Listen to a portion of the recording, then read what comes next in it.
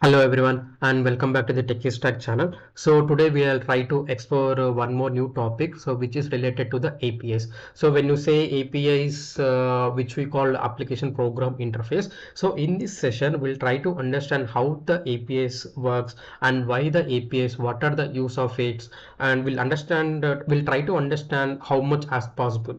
Okay, first when you go to this API, so I mean all the people is well known. So API, which we call application program interface, and it has some rules and protocols where you communicate with the application from the backend side, and it has act as a bridge between the client and server. I have the client is there, so I want to represent data to the client, and backend I have the servers. From there I'm fetching the data from the server and reporting like kind of dashboards, whatever it may be. So we are representing to the data.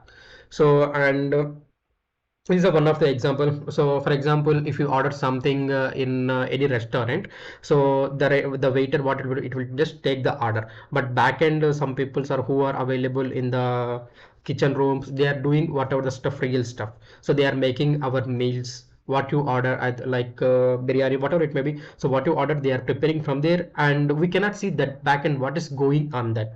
But when you see visualization, just bearer will picking that. So whatever the happened backend on that we call API, very simple manner. Okay, the same way will applicable in our real time life. I will show the everything, and here I will try to help you how we can create your local host API.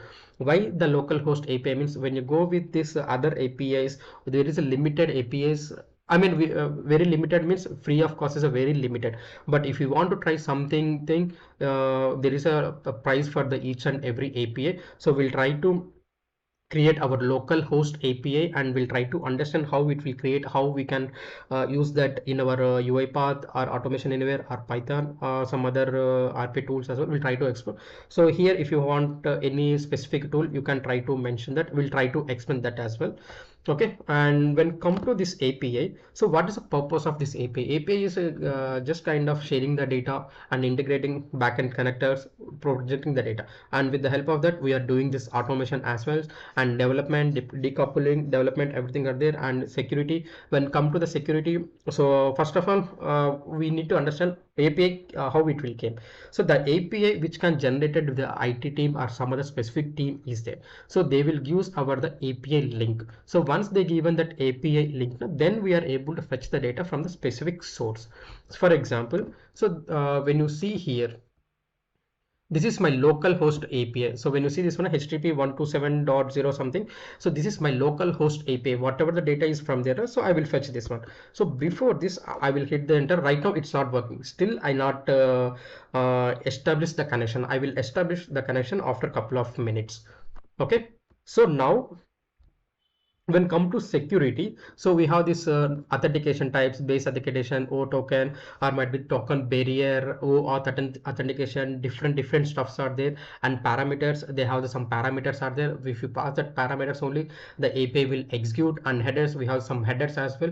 So if you pass that headers, then only it will come. And when come to the body, so we have the raw text body, some JSON bodies, whatever the bodies are there. So we need to put the body, then only we can able to fetch the data. So we'll going for we'll try to understand each and everything, not all together at once. We'll go one by one. First we'll understand how we can create this local host, and after this how the API will works. Next authentication, barrier tokens, will go one by one. So at that point of, if you got any doubts, so try to comment on the comment section, and we'll try to explore that as well. Okay, now here why the APIs came into the picture. So already we discussed, but again I'm going giving in different way method. So for example, just assume that this is my web portal. Okay, so once I enter into the my web portal, I will enter some employee ID number. So once I enter employee ID number, for example, I will enter this employee ID number. So I can get this data. So here the multiple steps are, I want to log in into the web page. First of all, username, password, login. After, if it is failing, I need to handle the error exception as well. After it came into here, I need to set the text, get the text, or get the text for the 4 different things. And here sometimes data is not available, then we need to handle that as well. So business exceptions, system exceptions, user exceptions, some validation exceptions. The data, you are reading the data from the Excel file. For example, this is the data, so you are reading the data from the input as Excel file. There we need to validate, lot of the stuffs are available. But when you go this front end, which we call GUI, it will take long time for the to complete the process. Okay, the same thing if you do with API, it will take just a fraction of or might be the couple of seconds, 20 seconds or 30 seconds. It depends upon the site. It might be less only, not even cross more than 5 minutes. When I work with 10 lakhs data rows, it not that much slow, but it's very fast. Okay, that's why the API came into the picture. Okay, now we'll go back to the PPT. So, and this is what why you're using this API in automation. The same thing I explained you. So, for stabilize the access the data, these and all things are available. So tool integration with API. So basically, if you want to check the API is working or not, so we cannot directly go and implement the stuff in UiPath. So we need to first understand the link. I mean, first we get the link and how the API is working, whether it has the credentials are available, or might be the tokens are available, or might be some other criteria are available. We need to identify. For that, we can use this Postman. We have the multiple hosts, or the hosts, nothing but the applications, multiple stuffs are there. But I'm using the Postman. If you want, you can use some other XYZ tools for interacting with APIs. So simple. So we are getting the data from the viewer, command URLs and testing the scripts, Python, Java. So this is just sample things I put. So here we are using UiPath RP tools. Okay, now when come to here HTTP methods, so we have these methods, what is the purpose of the methods, and a few examples are there. So when you see this get, so we are fetching the data from the API. So just kind of how we are reading the data from the Excel file, the same way we can read the data from the Excel file. And post, so creating the data. So I have the some 10 rows are there, I want to add one more row. So just kind of how we are adding the row into the Excel file, the same thing. So and put is nothing but as already I have the one line 10 line items are there, I want to change line number 7 from X to Y, the same thing you are updating that. And similar to patch, delete options, whatever is there. Let me do. Okay, patch, option, deletes, and all the stuffs will be available. We'll try to explore this one by one when you are going to the real time. And HTTP requests, what are the same thing, the same thing, it's replicated here. And local, I told you now, so how we can use that local API. I mean, I mentioned that wrong in UiPath. So we can go with this Python. With the help of Python, we can able to host host the APIs in local. And tutorial for this and all not any required. So okay, so this is a very high level and small introduction of this APIs. When you say APIs, everyone will think it's a very simple and not that much complex. It's correct. So there is no much complex on this APIs, but the thing is how you are using and how you are utilizing and how you are understanding the particular API behaviors. Then only we can able to crack that very simple and easy manner. So when you go to UiPath, Automation Anywhere, or some other RPA tools, it has some rules and regulations. When you go with UiPath, we need to fetch the data and deinstallize, and we need to observe how the pattern is working. The same thing applicable for Automation Anywhere and SAP BPA tool as well. So recently I helped one of the person APIs in SAP BPA. That also I will try to do the video. And Python, so most of the people are using that Python. It's easy to integrate with the Python APIs as well.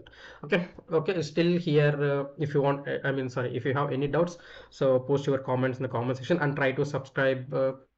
Yeah, and we'll go to the Python code and we'll understand how this API is hosted. So already I have designed the code, everything is stuff. So this is my input Excel. This one I will explain in another session. So now I'm hosting this API. So I have hosted this one. So when I go and hit this, I will let me put side by side. You will understand. So I will put this and this one. Okay, so now there is no nothing is that just I hosted this one. So first thing, whether it's working or not working, so I just post this request, and you can see downside I have the status. So every time we have the some status has like 402, 401 errors, this and all that. So the same kind of the status is my Excel API is running. So I will put like that. So if you want, you can change that one. And now I will put this users. So users, my data is available like that only. So that's why I use this users. So just if you want, you can change that name as well. That's not a big deal. Okay, now I will go and hit this enter. Okay, once I hit this enter, and you can see this, the test request is successfully, the server has hosted and required response has required. So what, how you are working with this API is now the same concept implemented with the help of Excel file. So whatever the data is available here, it's came, but only one thing you observed here as a user ID one, but here as a user ID is something different. Why means this is a copy of that API file for your understanding purpose, this one. So if I opening that file, it might be having the issues. So that's why I close that main file. I will open that main file as well. So when I go here, and you can see this API data file and similar to that. So there is no much difference, only apart from the user ID. So here 1 2 3 4 5 is there, but for our understanding purpose, I change this random between the number. So that is the way you can see the small differences of that. So now when go back to this stuff, let me know. Okay, so when I hit this enter, it's adding the one request. For example, now if you see this one, this is my last one. So I will hit this enter, and you can see this. So it fetching the data get user. So what type of I giving this? So I use this get user. So if I post, it won't work because I have not designed for that. So we'll going forward, we'll try to do all the stuff. So again, I go back to the get. So again, see, it has requested at what time, what is the info, and where is the my actual stuff is available. The stuff is available in the Excel file, and it has loaded. And what is the, my rows? Here my rows are 5. So these are everything. Whatever this code is, I will explain in the next session, and I will post in GitHub as well. So if you want, you can go and take and use your local host, not a problem. So like this, you are using this one. So here, users HTTP.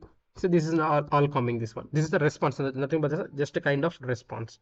So if I hit again, so it will respond. So here, if I use 1,000 times, 10,000 times, 1 lakh times, there is no limit for this, because this is my local host. I don't want to pay to anyone.